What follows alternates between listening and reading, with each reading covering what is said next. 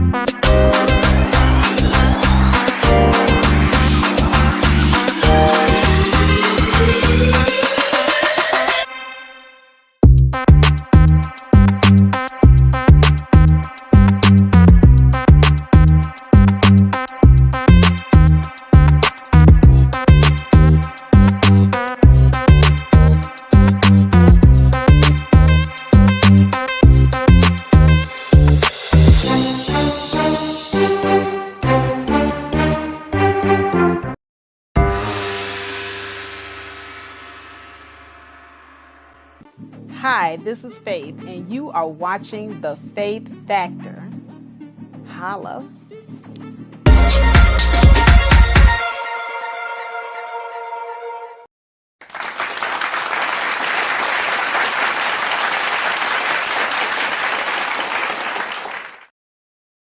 All right. Hello, everybody. This is Faith, and you're watching The Faith Factor. And today we're going to jump right in to talking about the Diddy situation. He issued his apology. He's sorry, y'all. Him sorry. Yeah, I saw that.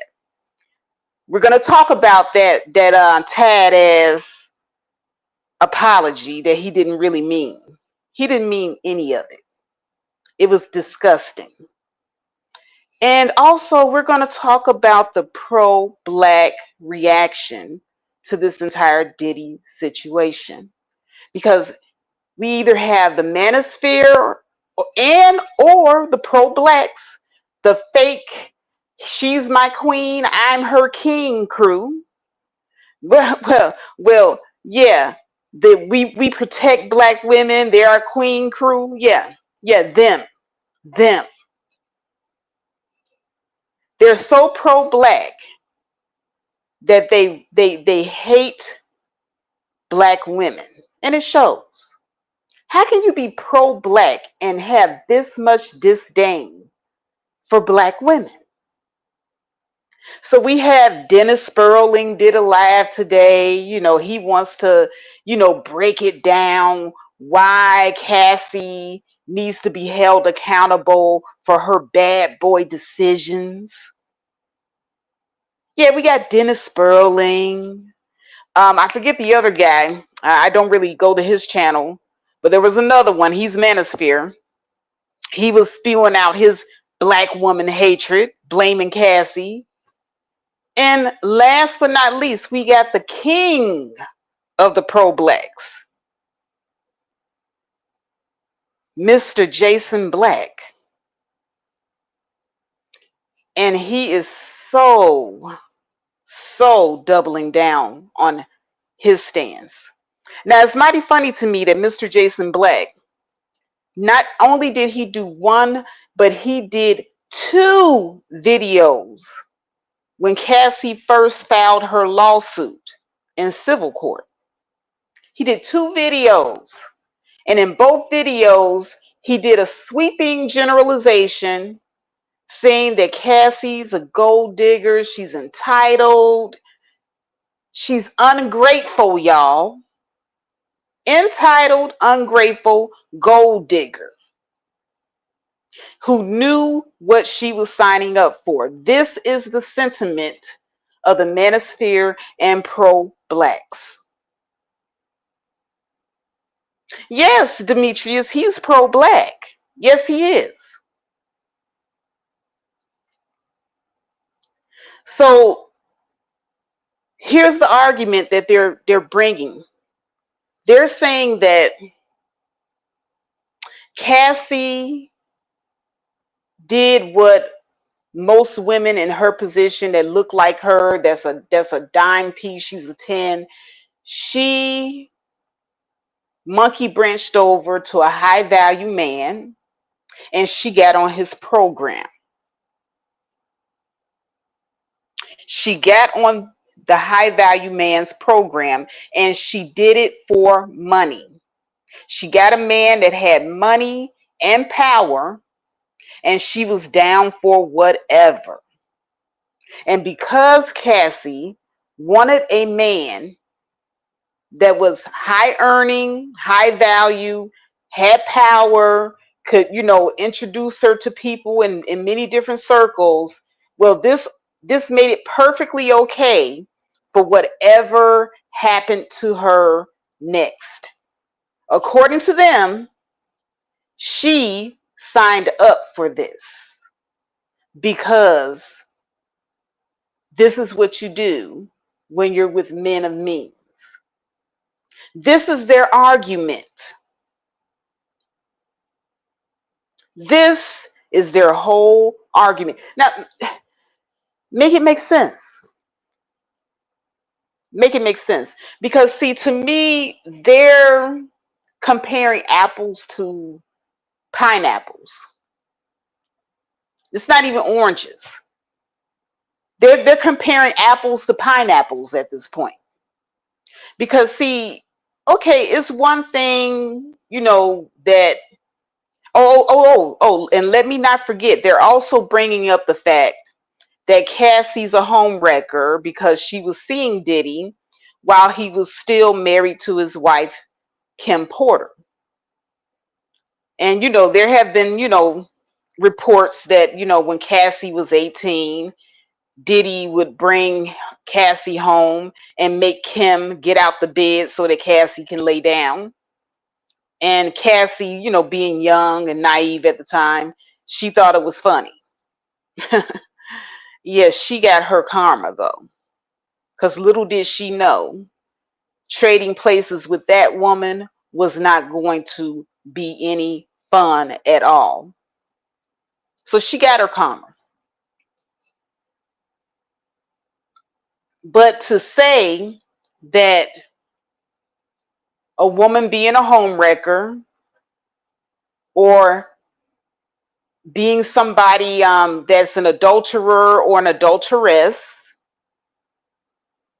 or just simply wanting a man that is high value, that has money and power,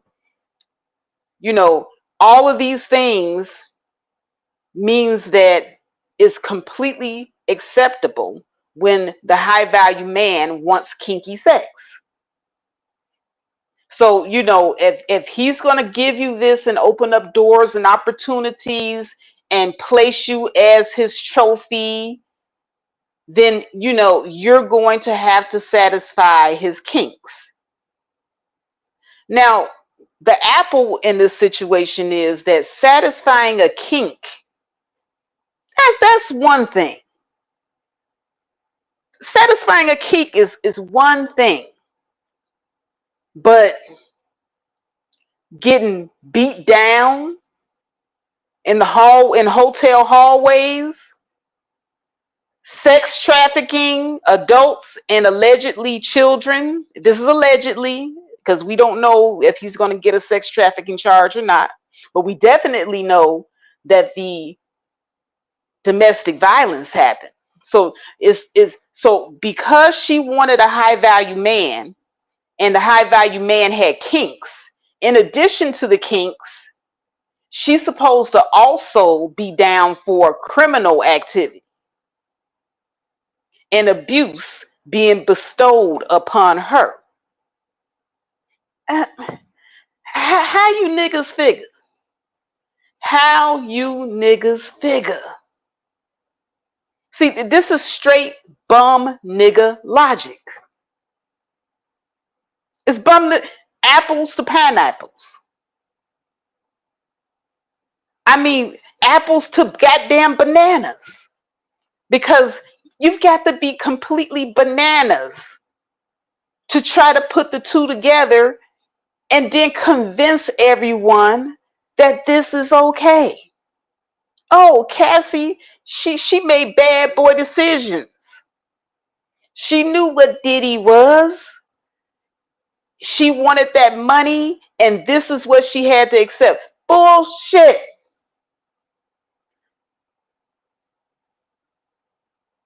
So because I might be greedy and I might want a man's money, it makes it perfectly okay for him to lay hands on me, beat me, drag me through hallways, sex traffic me and other people and possibly children. And like I said, and all this is allegedly, commit all these crimes, have me carrying his guns, allegedly, you know.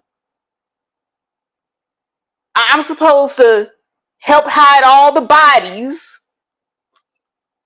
And this is completely part of, you know, being with a high value man. You got to take everything that goes with it. Yeah, you just got to take it all. This is what they're trying to convince people in their warped mind. When I tell you BSE content in the Manosphere has taken a turn for the worse, they have gone overboard at this point.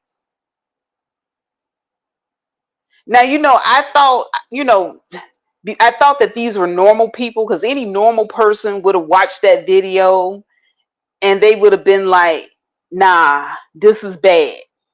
Any normal people would have done that.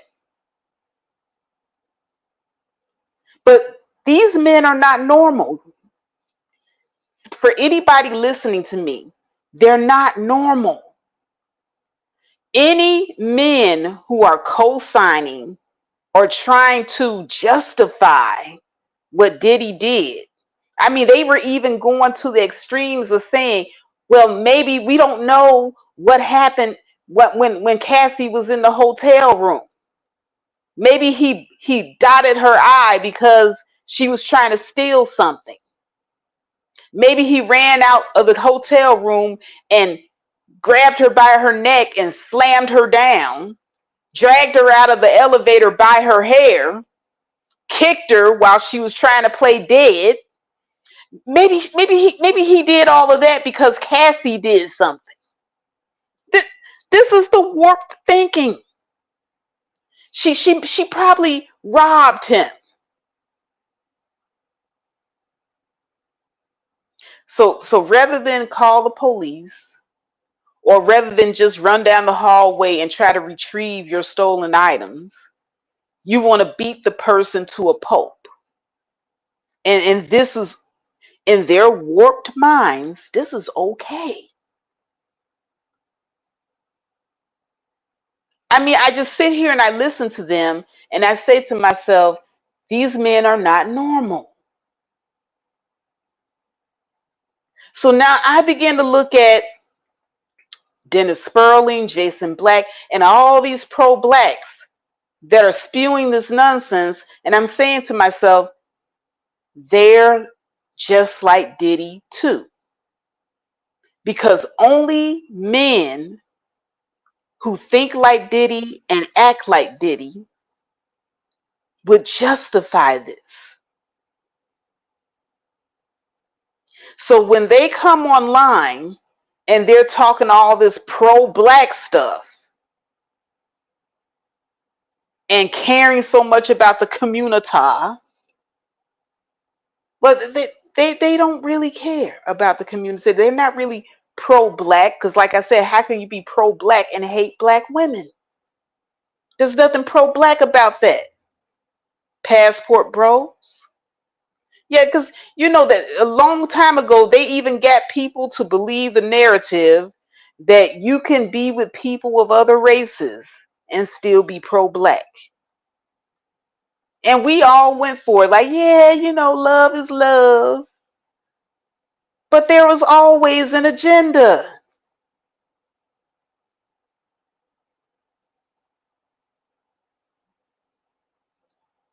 Demetrius said they would get laughed out the room in real life. Exactly.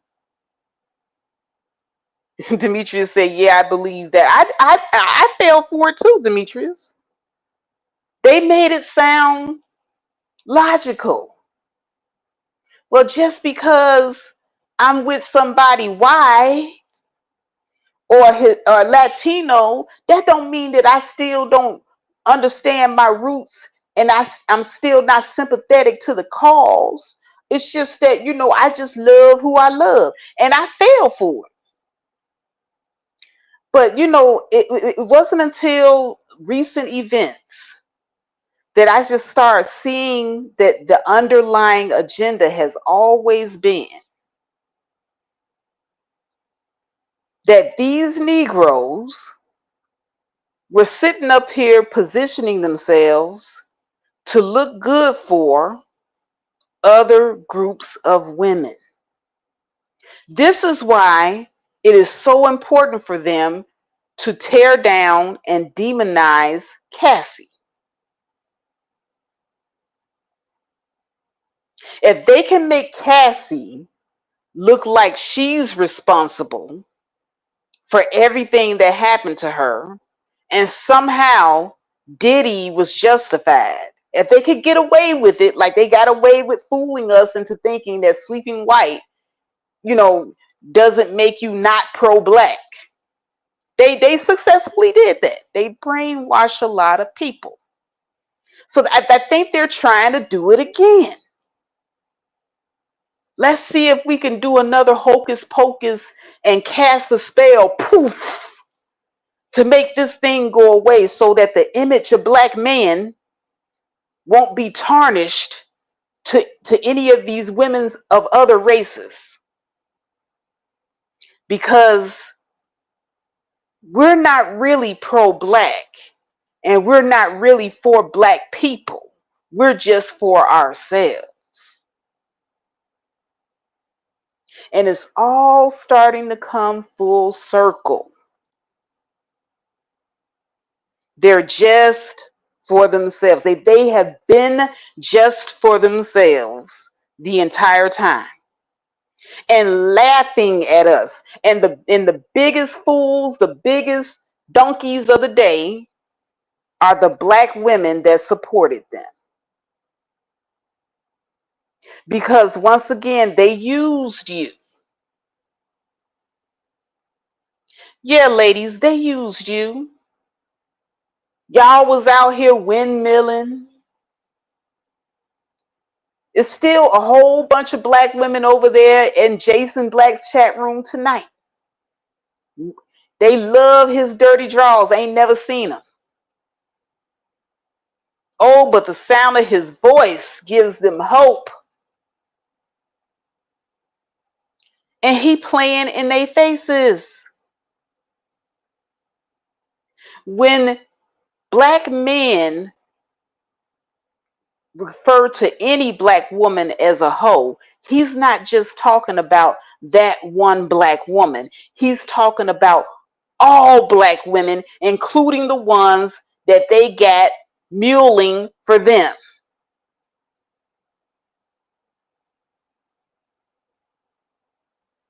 He's talking about all of you. Yes, even you with a wrench in their chat rooms. They're talking about you too.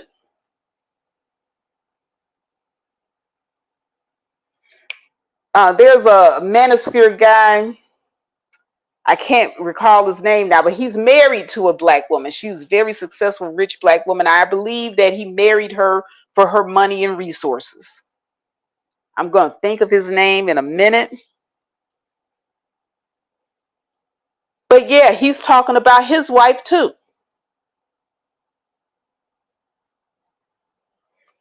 Hey, what's going on, Alexander Brown?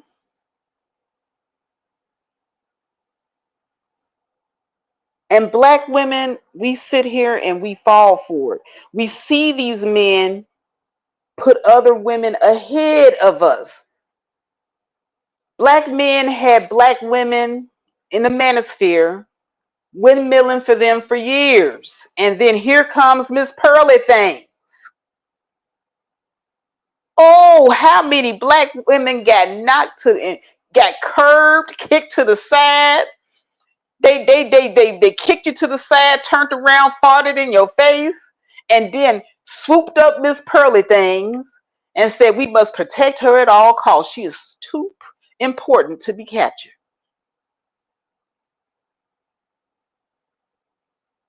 And even after they donkey kicked you in the face, spat on you, black women were still whining and crying and saying, yeah, but what about us? And, and you want to go after Miss Pearly Thing.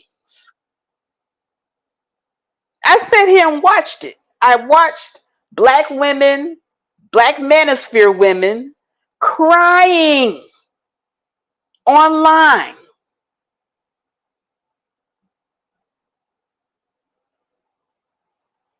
And Miss Pearly Things ain't even all that.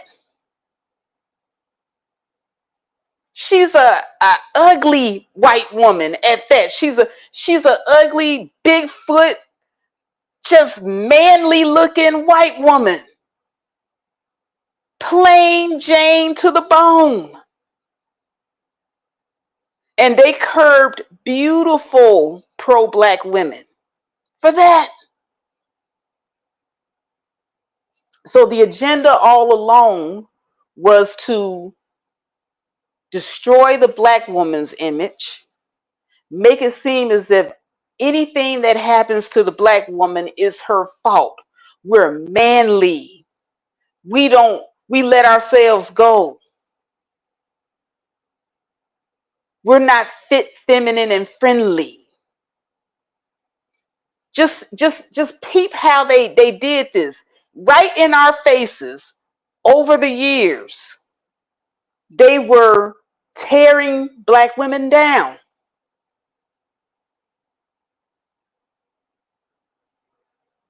And so what this looked like to women just on the outside looking in, those poor black men, their women just don't understand them and they don't appreciate them.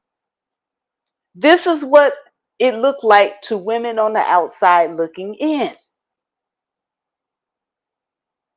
That is until they actually get into a relationship with one, like the Asian chick from Fresh and Fit found out. And she had sour grapes behind the whole situation. Probably even made up that pregnancy. Because no matter where they go, there they are. They're the same old people that didn't build anything in their own community. They didn't lead anything in their own community. They didn't establish anything positive for the culture.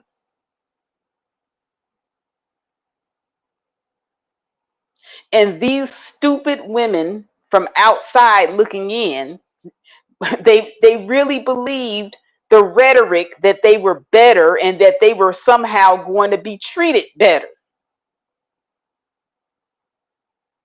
And it turned out to be a lie. And so now the curtain has come down, and all these black men, rich, powerful, from the rich and powerful to the poor and powerless, they're getting bad press everywhere. They got black men showing up on the news, punching women in the face. Crazy motherfuckers. Because they've always been violent. Collectively, I'm not going to say all, but collectively, yeah.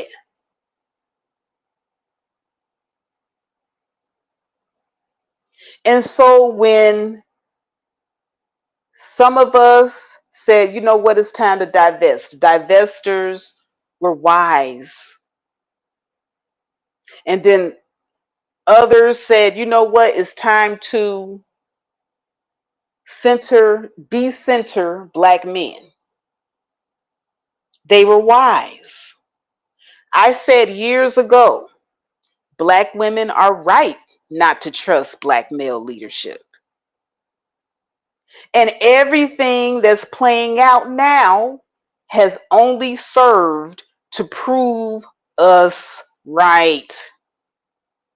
And this is not hatred towards black men, because black men have shown hatred, disregard, disrespect towards black women from the get up on purpose. On purpose. And they still come in to these panels with those old talking points from damn near 20 years ago. It's going on, what, 15, 20 years now. Black men were put out of the house. Black women chose welfare over black men. Same old talking points.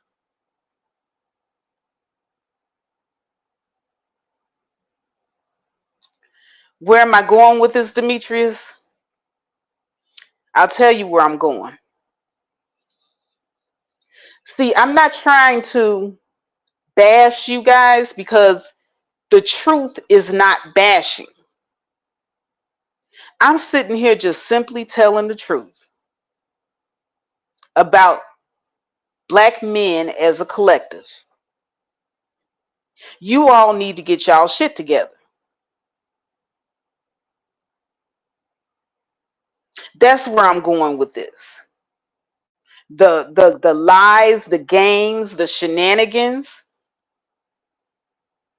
The curtain has fallen, and we see the wizard that was hiding behind the curtain. That's where I'm going with this.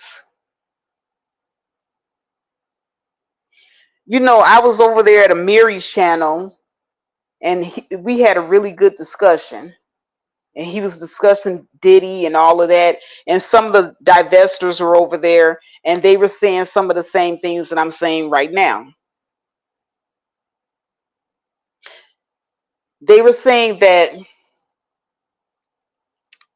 black men have always had an agenda to frame black women, basically, and then cast themselves in a light of just being misunderstood.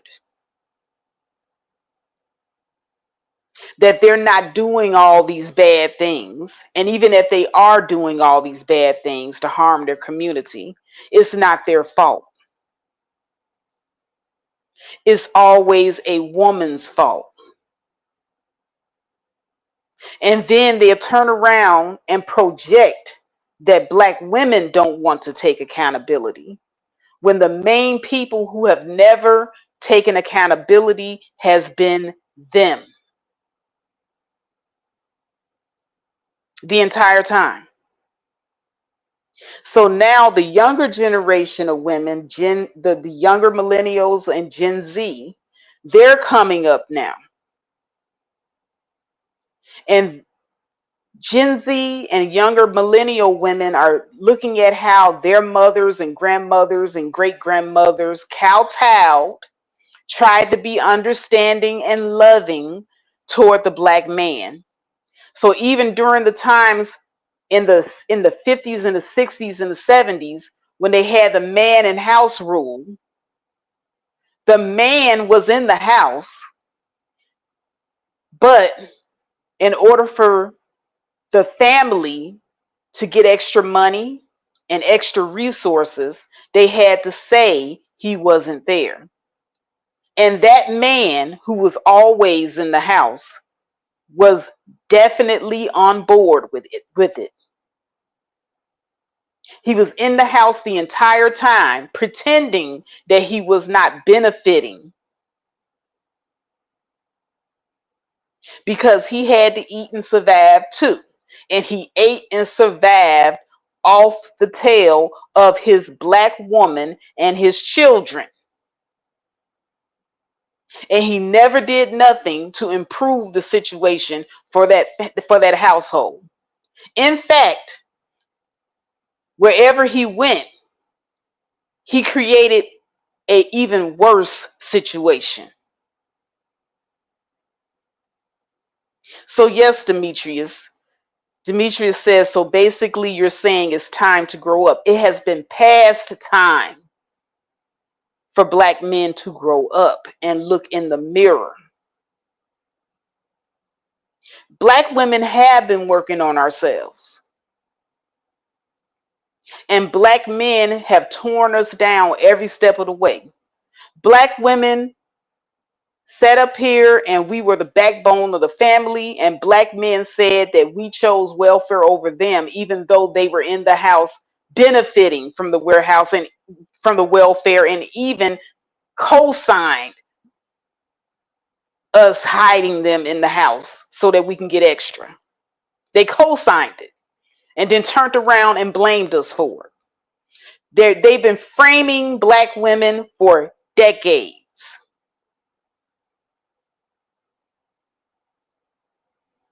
The framing.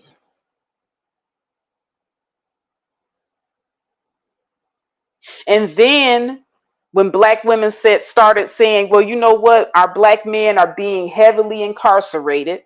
So we got to step up and we got to go to school and we got to start earning more money so that we can get off of this welfare system, because our men are right. We should not be on this system.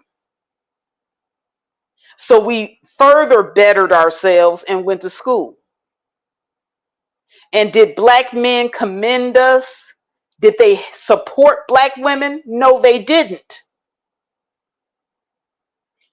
They told us our education was unimportant and that we prioritize education over them. So first it was welfare. Then it became we prioritize education over you. You all see the correlation here of the framing of black women and the lack of accountability on behalf of the black men. But if black women are bold enough to tell you this to your face, you're angry because we're telling the truth about you.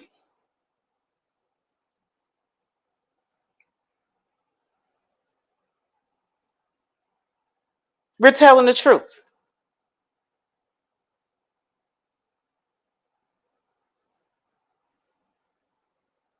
So now we get our education, we're getting off welfare, we're going to work, and we're still holding it down for the children, the elderly, and the community as a whole.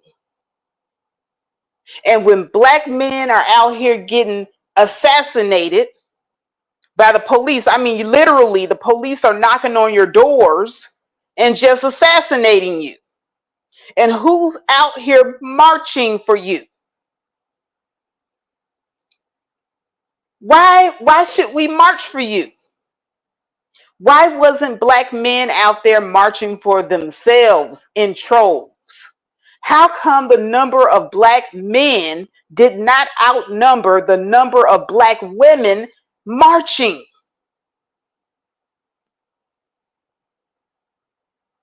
Because black men have always hidden behind the skirt tail of black women. That's why.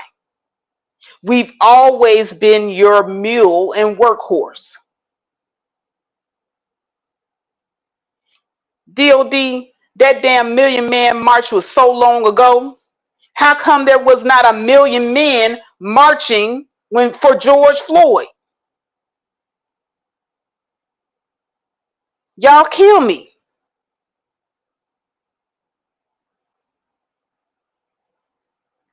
And even with the Million Man March, black women, we just couldn't be left out. We had to go there too.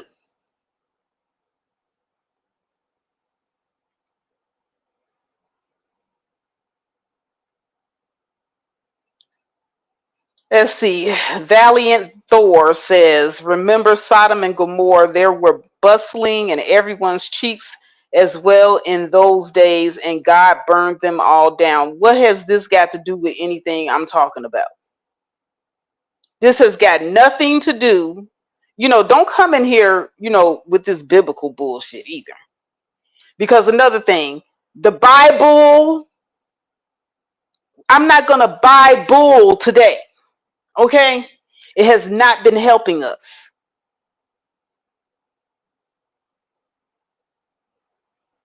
I'm just trying to give you an outline of how black men have been framing black women and then trying to position themselves as being victimized and misunderstood to other races of women. And that was the whole plan the entire time.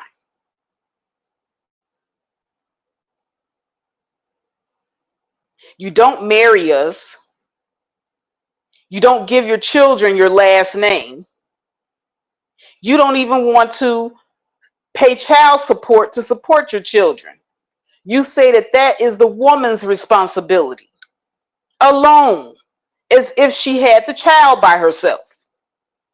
I'm just counting the ways to how you all don't take accountability.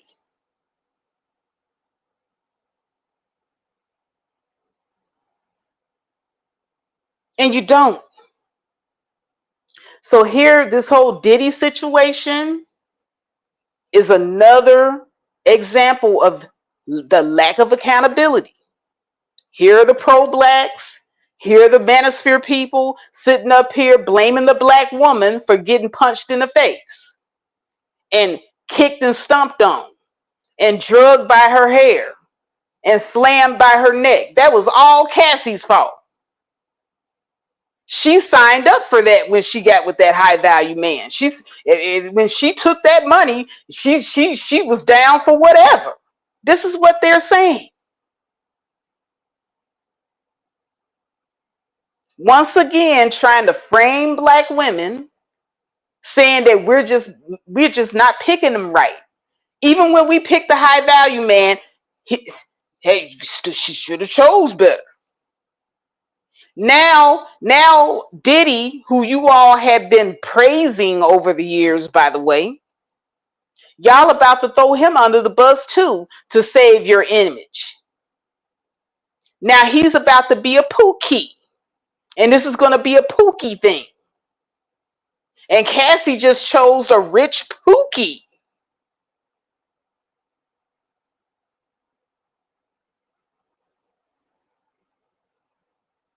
Yes, Eugene, still, this further shows that the black race is self-destructing. And I'm going to tell you, Amiri is right. He said on his stream the other day, and it was a beautiful stream, you guys should check it out, because he brought up these statistics and he pretty much hammered down and debunked a lot of old talking points. But he said when black men come into a situation with black women and children, you all don't make the situation better for black women and children. It becomes worse.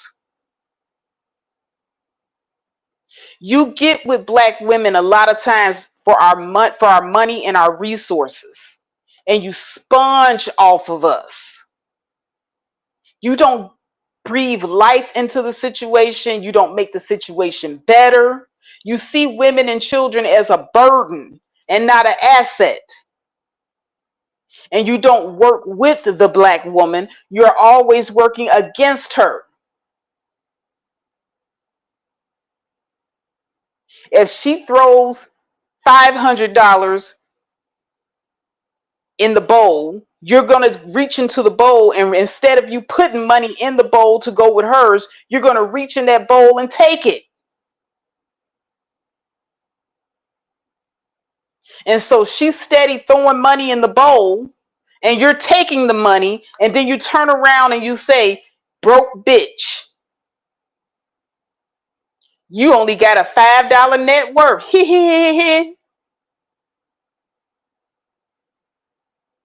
When statistics say that black women are more employed than black men. So if our net worth is only $5, it could be because that's all you left in the bowl.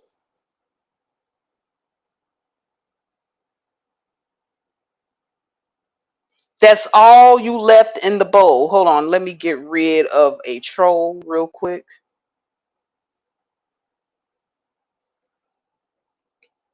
I'm so sick and tired of the same troll coming to my channel to hate watch. Hold on. 1 second.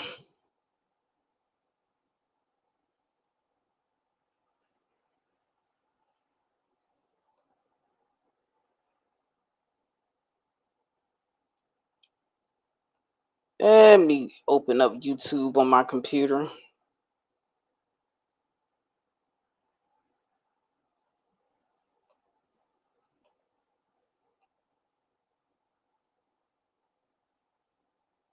Oh, wait a minute. I gotta sign in. Hold on.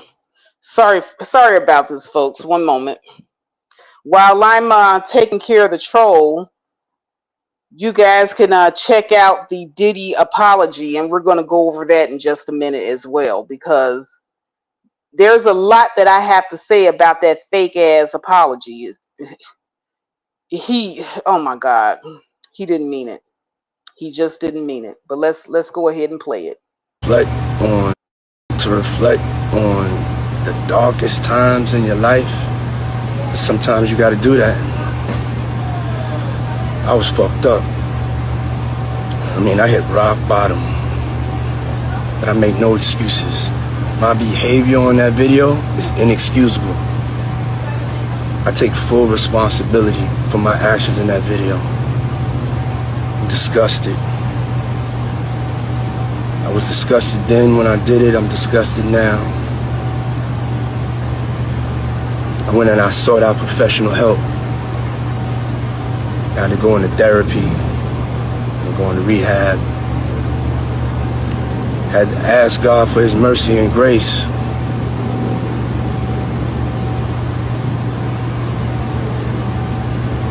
I'm so sorry. But I'm committed to be a better man each and every day. I'm not asking for forgiveness. I'm truly sorry.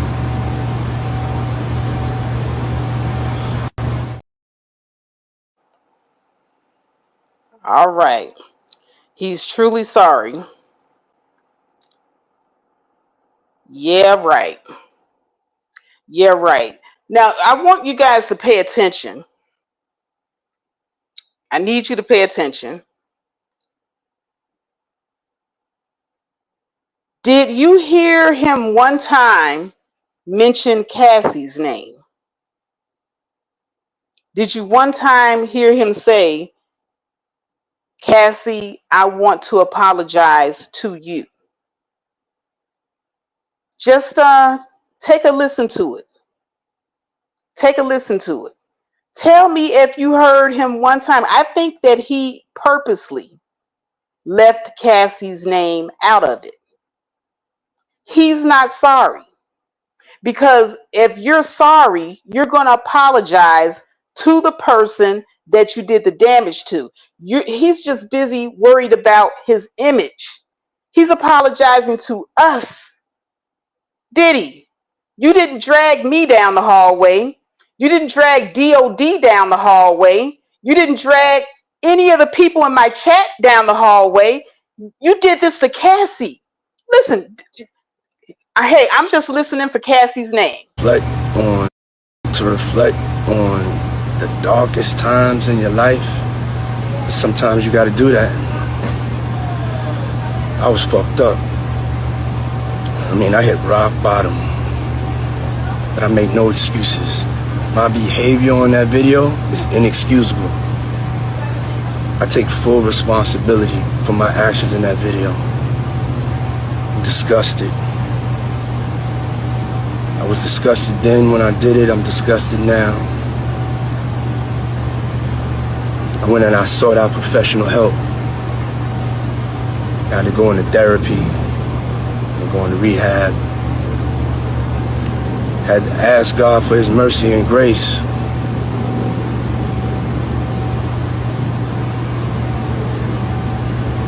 I'm so sorry. But I'm committed to be a better man each and every day. I'm not asking for forgiveness. I'm truly sorry.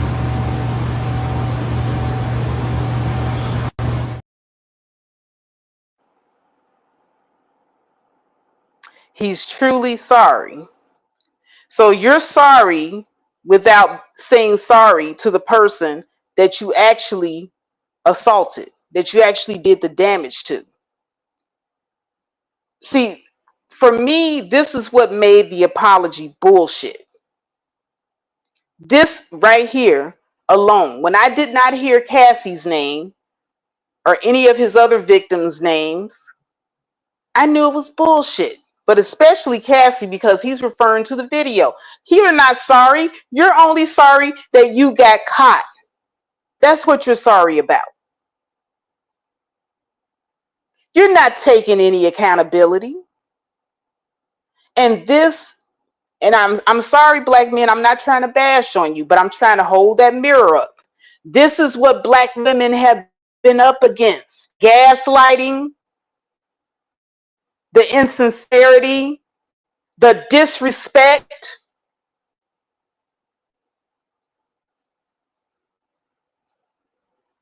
That apology was so disrespectful.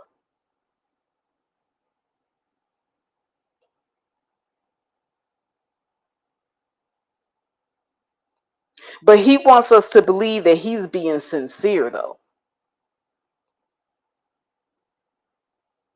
He's being sincere.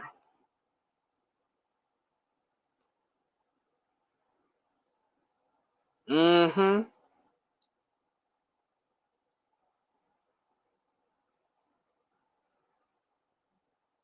Let's see here. Do, do, do, do, do, do, do. There we go.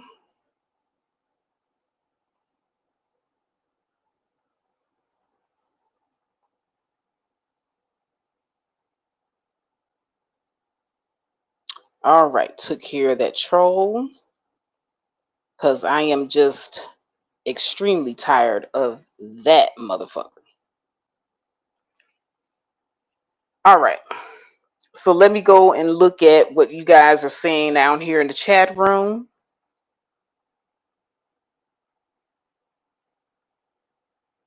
No, Demetrius. Demetrius says that don't even sound like him.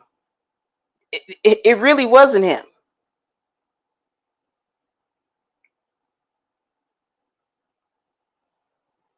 That was his PR agent, and you could tell that he didn't even want to get up there and make that video apology. So you could tell that he was forced. He was forced. If it was up to him, the narcissist that he is, he would have never even went that far. And the fact that he left Cassie's name completely out of the apology is telling as well.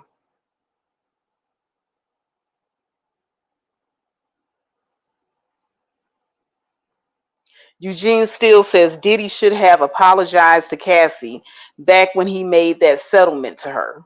Exactly. He sure should have. Demetrius says Tyler Perry script as apology. Yeah.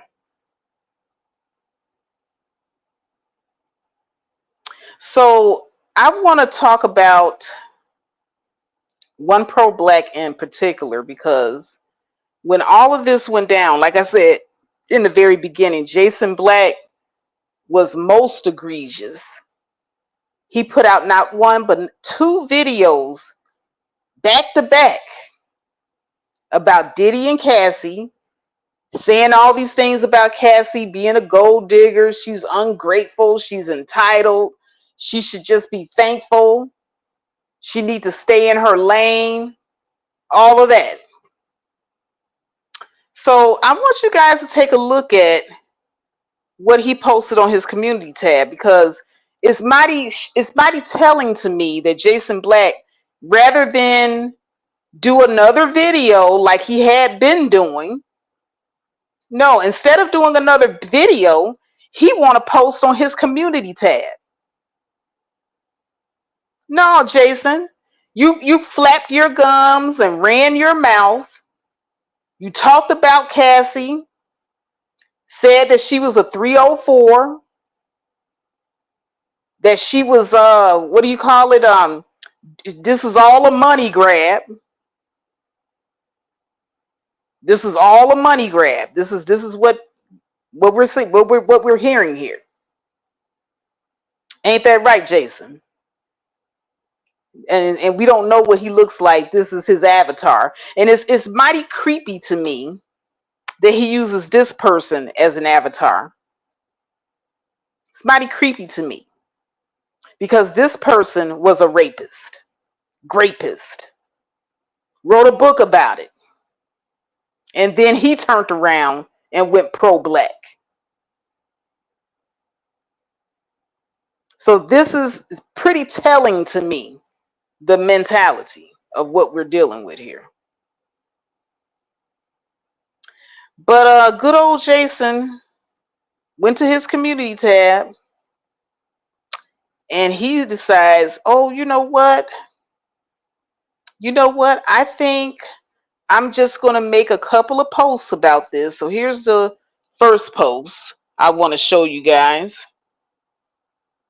And this is on his channel called The Business. I screenshotted it. And he says, and the moral of this story is, when given a choice, she would gladly get drug at a 5-star resort by an internationally known winner. So he's still calling Diddy a winner. He's an internationally known winner, and go back, then live a stale boring life as a nobody with an inconsequential follower. So let me just read this again, because this is what Jason Black had to say in his community tab post. He didn't seem to have a lot to say. This was pretty short. He didn't do a 2-hour, 3-hour long video where he takes phone calls. He posts a community tab. And the moral of this story is, when given a choice, she would gladly get drugged at a 5-star resort by an internationally known winner and go back, than live in a stale, boring life as a nobody with an inconsequential following. So this is what he's still basically saying, that she's a money-grabbing gold digger, and that her getting drugged in the hotel is her fault. And Diddy's a winner, not a woman beater. He's a winner. This is how this pro-black is describing the situation, and it's morphed as hell. Just look at the morphed thinking.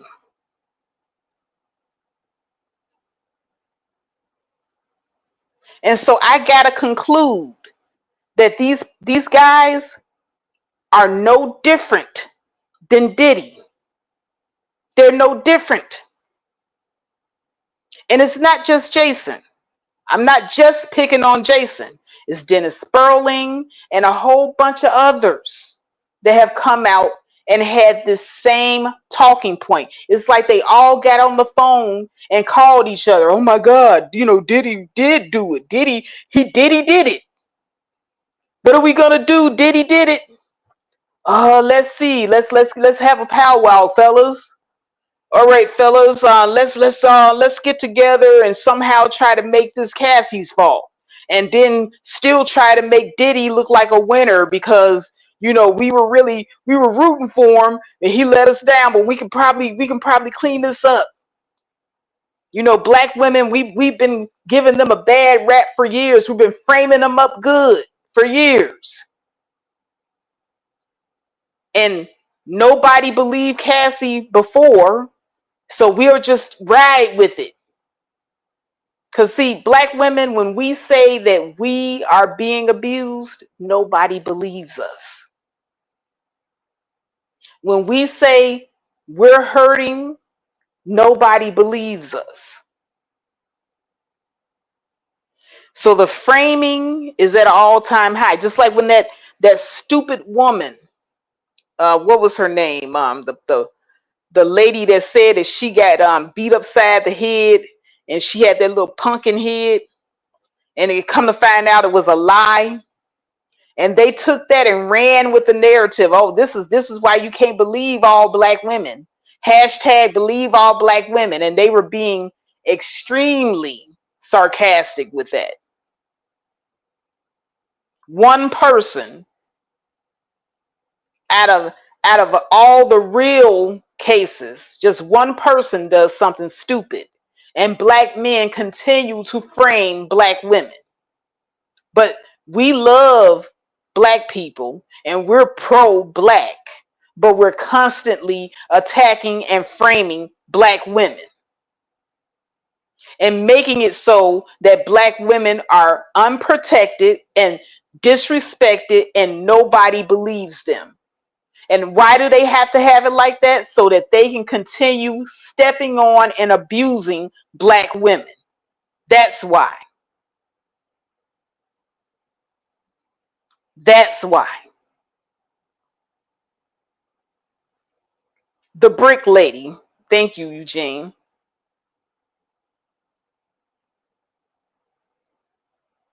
Eugene says, even if Cassie was a 304, it still did not make what Diddy did. Exactly. What's up, my baby Juju's in the house? She's exactly.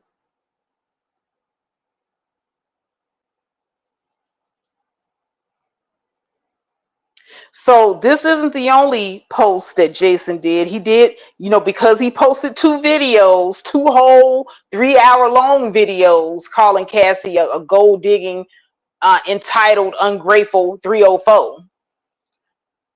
He had to post another community tab. Let me see if I can find that one. I think that one was a poll, actually. Yeah, here it is right here. So we're going to go ahead and look at this one.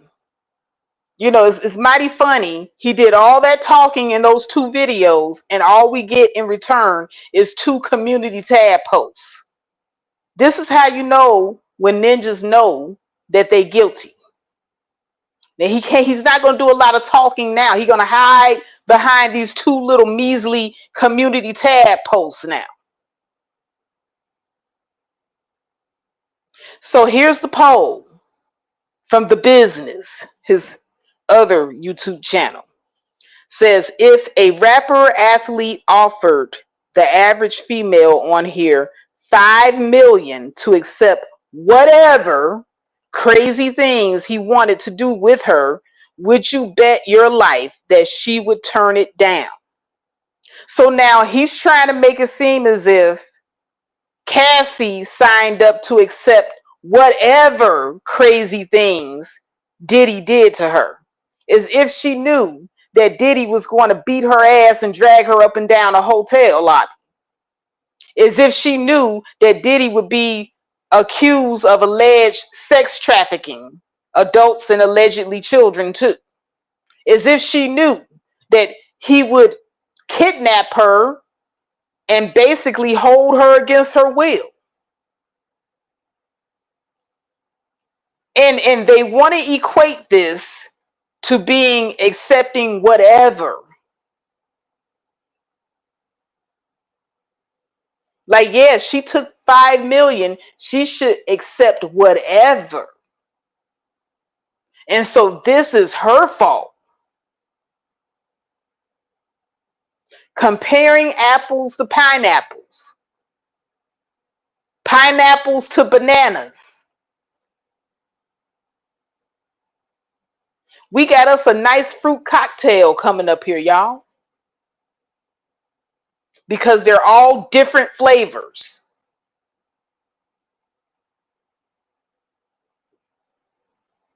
But they're going to still conflate this and make it seem as if it's the same. Nah, nah, nah, nah, nah. This is the same. Cassie doing some kinky sex is the same as Cassie getting kicked and dragged down the hallway. Apples, bananas. It's the same.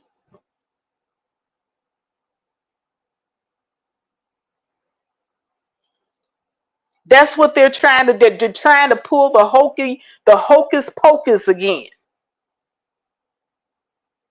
They're trying to pull that same hocus pocus stuff that they pulled in the beginning of this whole the pro-black movement, when they convinced everybody that you can date white and still be pro-black. They actually had me convinced. You could date white and still be pro-black. Well, yeah, I guess love is love. Now they're doing it again. You can beat your woman's ass as long as you are a high value man and you give her lots of money. So now I wonder who's going to fall for the banana in the tailpipe this time. Who's going to listen to this and say, yeah, Jason and Dennis, y'all right. She got all this money. Hell, women go to Dubai and get shat on for less. You sure is right. I wonder who is actually going for this. Who's going? Raise your hand if you're going. Put a thumb down if you said that's bullshit.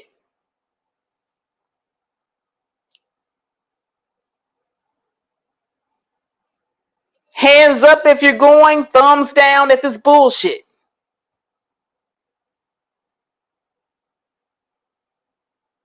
We have got to stop falling for everything. There are some of us that want our community to come together so badly that we will accept anything. We sit up here and we put these people on a pedestal, and they ain't nothing. Is whoever came up in here quoting Bible scriptures, you're sitting up here worshiping Satan. They ain't nothing but the devil.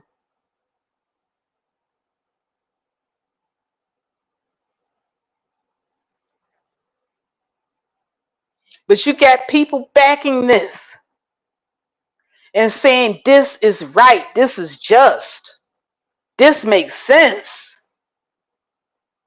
But these are the people with agendas. And they've had these agendas the entire time.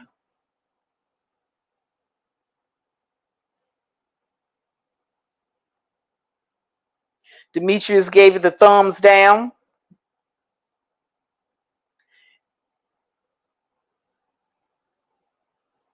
Eugene Steele says, how real are the pro-black nowadays? Look at Cynthia G. Princella, who used to be pro-black. Look at Bro Polite. Oh, I forgot about him, who was pro-black. Now look at this dude. Yeah, look, they're taking L's left and right. They've been taking L's. When a person shows you who they are, believe them. But we as a black people, we have a problem with only seeing what we want to see, pedestalizing people.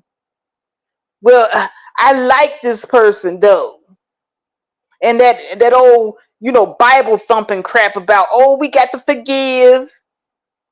He said he's sorry, so only God can judge us. No. Even in the Bible, it tells you that you're supposed to be able to judge, but people don't know how to interpret what Jesus said. Jesus did not tell you not to judge. He just told you not to be hypocritical with your judgment. Because how can you see clearly to take the splint out of somebody else's eye when you're still blinded by the beam in your own eye? So once you remove the beam, then you can judge clearly how to remove the splint.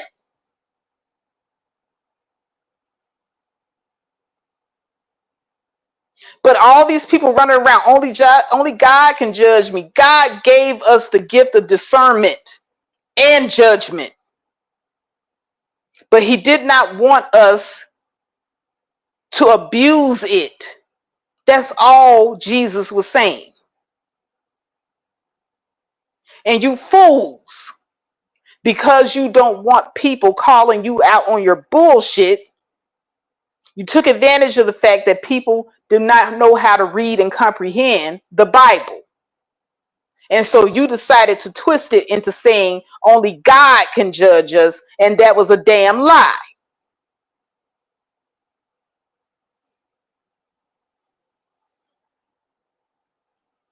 I'm judging. And no, Diddy cannot have my forgiveness. I don't have a heaven or hell to put him in. So I will leave him to God.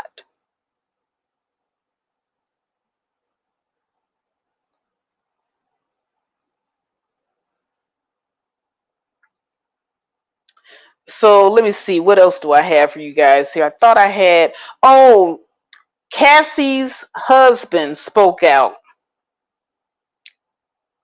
after the apology. And I went to a YouTube channel, and there was a young woman who read the comment, and she read it so eloquently and clearly, much more eloquently and clearly than I could read it.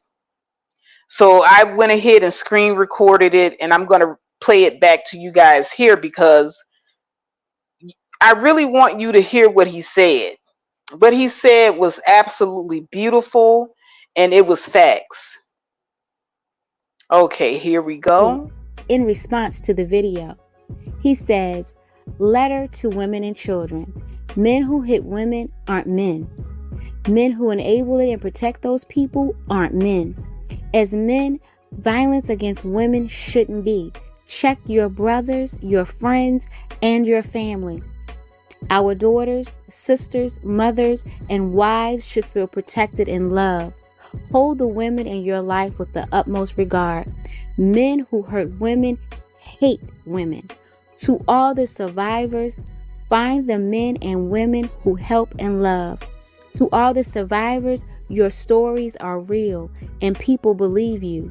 To all the survivors, you're not alone, and there are men and women who care only for your well-being and safety. We want you to succeed and flourish. To all the women and children, I'm sorry you live in a world where you're not protected and you don't feel equal. I want to raise my daughters in a world where they are safe and loved. To the abusers, you're done. You're not safe anymore. You're not protected anymore. The men by your side are just as weak. You're so miserable with yourself that blank will be considered a kindness." That was a beautiful reading by the young lady. So I just had to play that with her voice because I think that she did a really good job of reading that. And as a matter of fact, I'm going to go ahead and give that a round of applause.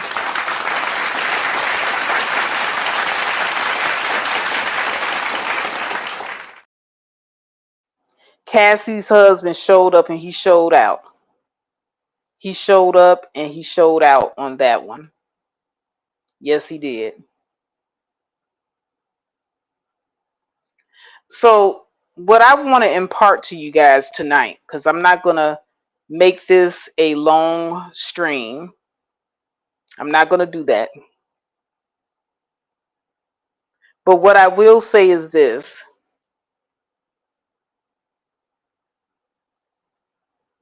The whole situation with the pro-blacks and the Manosphere and black men as a whole, black women, we have got to let go and let black men sort out their problems.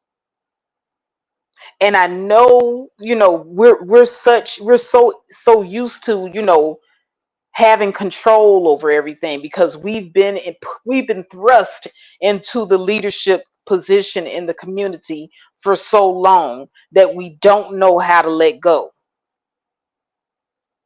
And it's evident when we go in and we march for them and fight their battles for them, and these are their battles.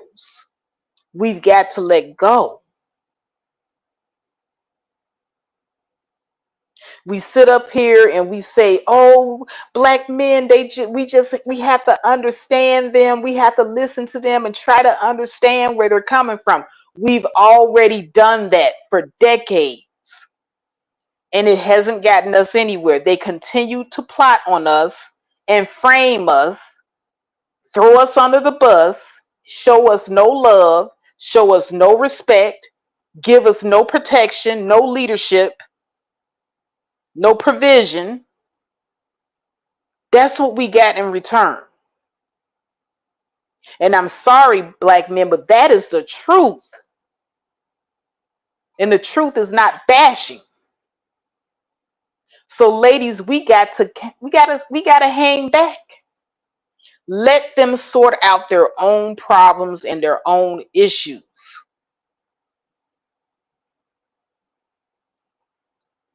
Every time black men say, we're right there, baby, what's wrong? What's wrong?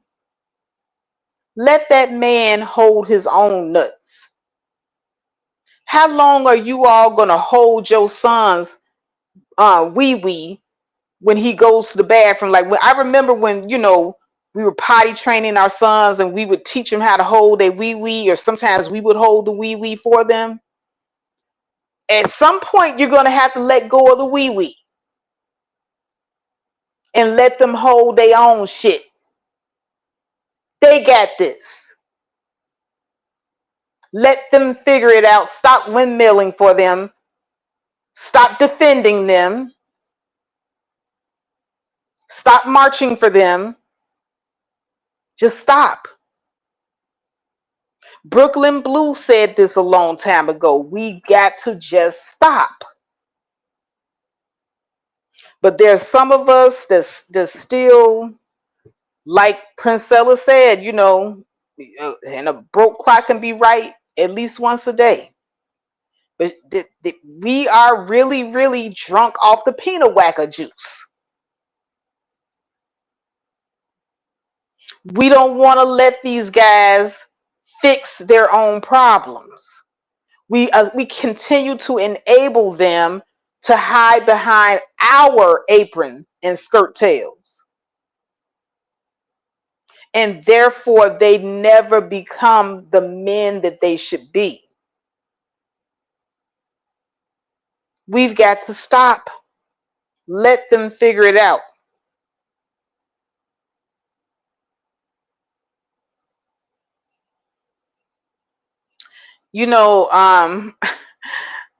I work at a doctor's office, and there's this young girl that works in the office with me. I feel so funny switching careers at my age.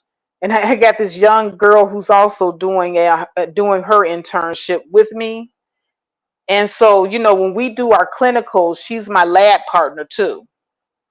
And so tonight, we were in school together, and all during class, I couldn't really pay attention to what the teacher was saying because young lady was love sick. She's going through a breakup. She's dealing with a black man. She can't even focus on school because she's thinking about that man. And so you ever saw those Bill Cosby shows of the Cosbys, where Vanessa Hudson would be whining and crying, and she kind of has that Vanessa Hudson voice. And she kind of looks like Vanessa Hustable. She's just a lighter skinned version of Vanessa Hustable with dreads. And she's a cute young lady. She's her birthday is coming up. I think she told me on the 22nd of this month, and she's gonna be 26, guys. And she's heartbroken because there's a guy that is attending a different class.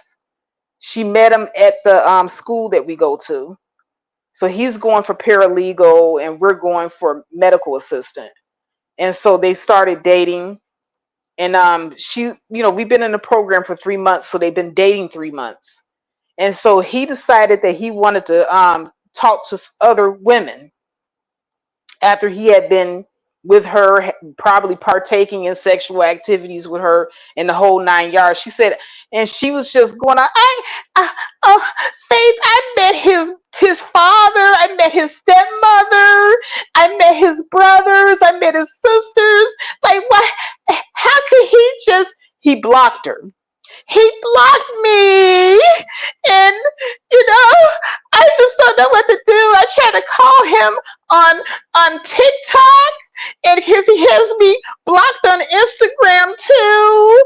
And and she's just so hysterical, and she's not listening to the teacher in the classroom, and I can't listen to the teacher in the classroom. And I'm like, girl, get it together.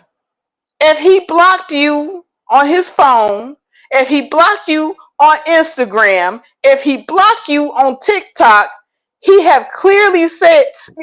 clearly shown that he's moved on. He's done with you.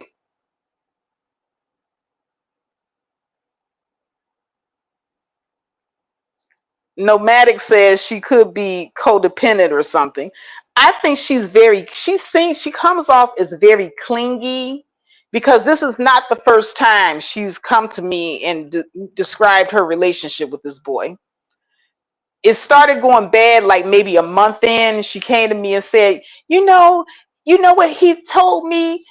He told me that I need to go and get some hobbies, and that me and him should spend some time away from each other now, because he thinks that, we spend too much time together. This is how she talks. She has that Valley girl voice. I don't know how to do the Valley girl voice. I'm from Chicago, but this is how she talks. It's kind of annoying, but anyway. So I'm like, okay, you need to occupy your time. It sounds to me like the man is saying that he needs space. So just do you.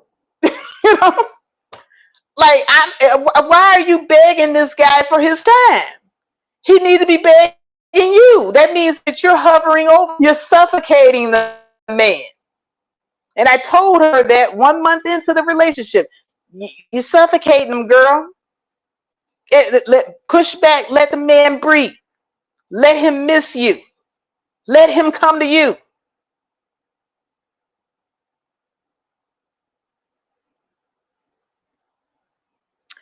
But nope, 3rd month, boom, she's blocked on all social media, and he's not accepting her phone calls.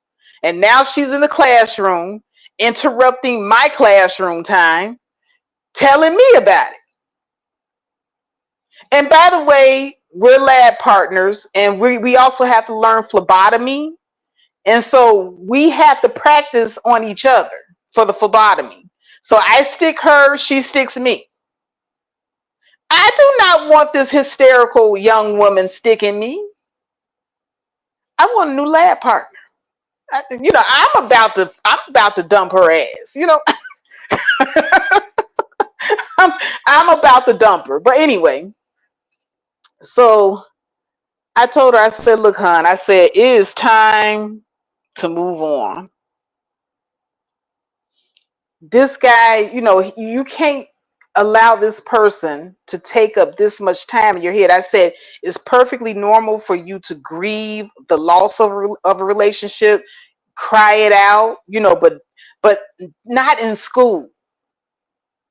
I was like, you're making a spectacle of yourself. Everybody's looking over here. I said, you probably did this when you were with him. Yes, I did. I'm the type of person, I don't care where I am. I will make a big, she was saying something about she'll make a big scene. And I'm like, yeah, I wouldn't want to be with you either. And so I told her, I said, look, you have to focus on what you're here for. Focus on yourself. Your focus is in the wrong place. That man is not going to get you what you're trying to get here. You're trying to get something for you. So you already got enough on your plate. He did you a favor. Now you can get back to focusing on you, girl. But black women do not know how to let go. You want that man so bad.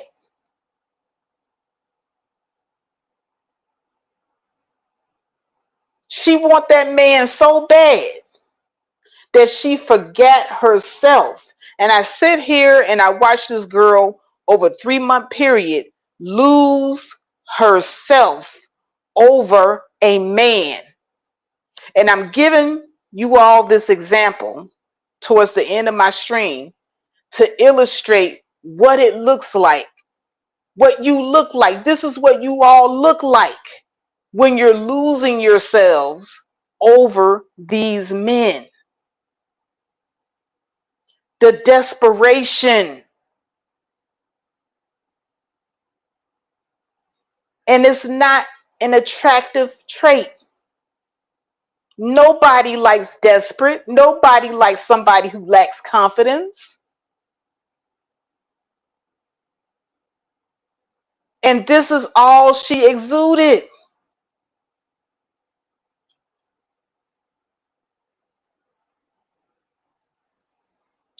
No, Demetrius, nobody should adopt this mindset. That mindset is not good for anyone. You see, it wasn't good for her. Hell, she all in class, can't even concentrate.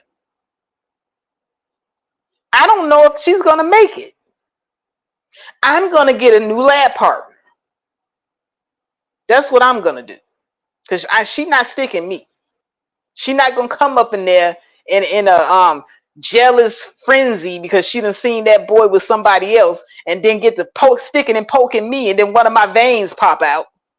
Hell to the nah, nah, nah.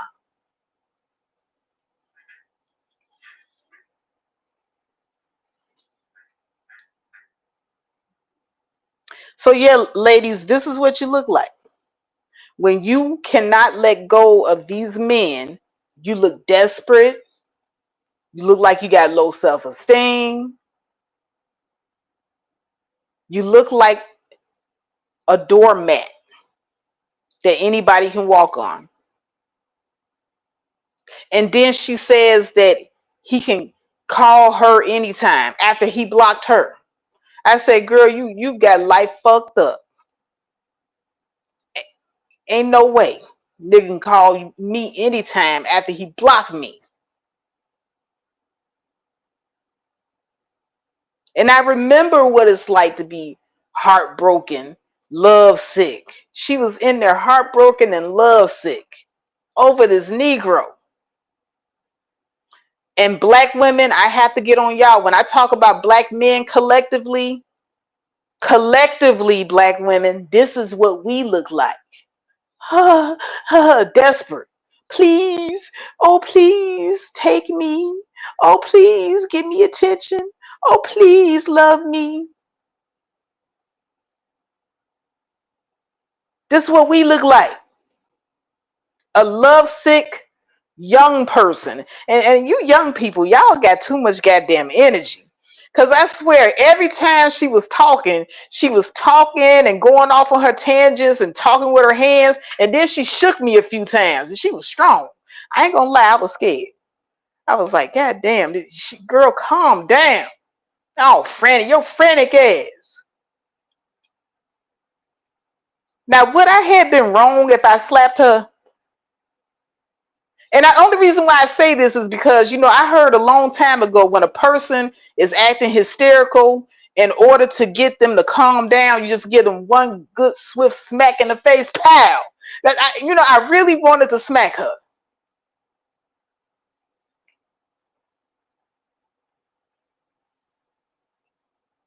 But then again, if I smack her, then it's assault. Like, how do I explain this to the police? Well, officer, she was hysterical. Well, I heard that, I could show them the chapter in the book. And in this chapter, it says when people are hysterical, the best way is to slap them, to get them to come to their senses. And that's what I was doing. I was only doing what they trained me to do. I don't know. So anyway, anyway.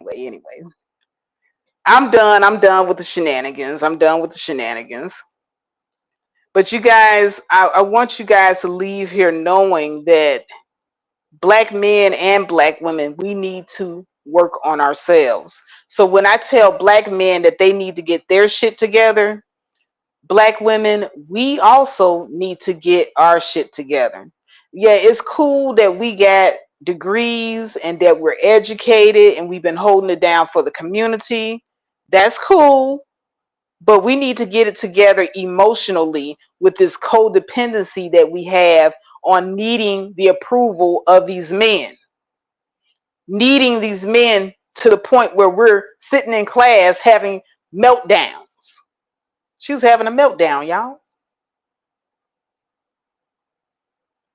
And looking real bad out here. That's what y'all look like. That young woman is a representative of how we look as a collective, trying to convince these men to do right by us. It's time for us to let go and let them work on themselves. And we go over here in this corner and we work on ourselves. We need to work on our emotional self. Because Black women, emotionally, we don't have it together. We've been pretending that we have it all together, but we really don't. Because if we had it together, we would not be throwing pussy around like frisbees. We would not be eating our feelings to the point where we're number one obesity.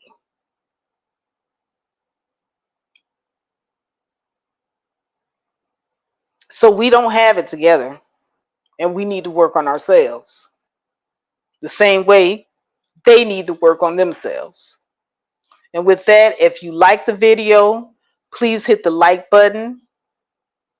I always say hit the like button at the end of my videos because, I'm not going to be like the heathen and yell all throughout the video, hit the like, hit the like, hit the like, hit the like.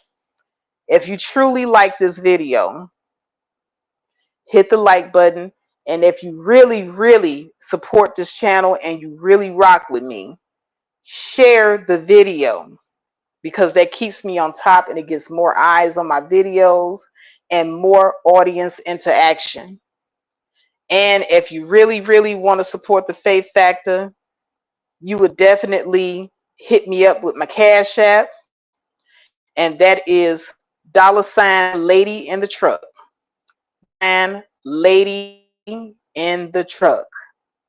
Or if you're watching on the replay, hit me up with the super thanks. I appreciate all donations. Oh, hold on a second. I got a donation. Thank you, Alexander Brandon. I appreciate you. My man, Alexander. Hey, my work has not been in vain today. And all money counts over here. I appreciate you, Alexander. Thank you. As a matter of fact, here we go.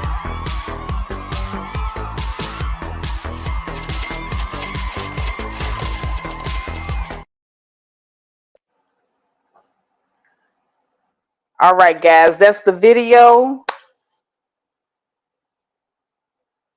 I don't have anything else to say. So in closing, I'm just going to say that I love each and every one of you. Oh, wait a minute. My girl Ken Had showed up. What's up, Ken Had? You know, I love me some Ken Had. I really do. Ken Had said, do not let that girl interrupt your studies, Faith. Oh, hell no. No, girl. She's not going to interrupt my studies, and I'm definitely not going to be lab partners with her. She's not going to stick me. No, thank you. Hell to the no. But with that, y'all, I just want to say I love each and every one of you. Peace. I'm out. Holla.